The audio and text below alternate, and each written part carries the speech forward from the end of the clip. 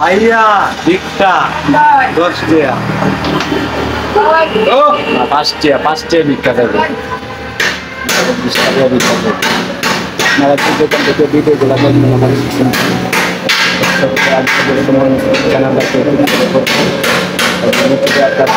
চ্যানেলটাকে দেখবেন।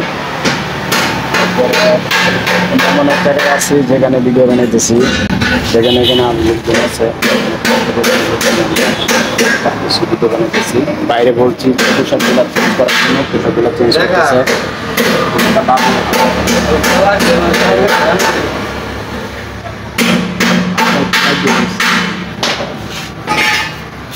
যাই হোক, কপালে একটু ব্যথা তাহলে সে চোখের পানি সকলে বাইকে একটু ভাইয়ের জন্য দোয়া করবেন।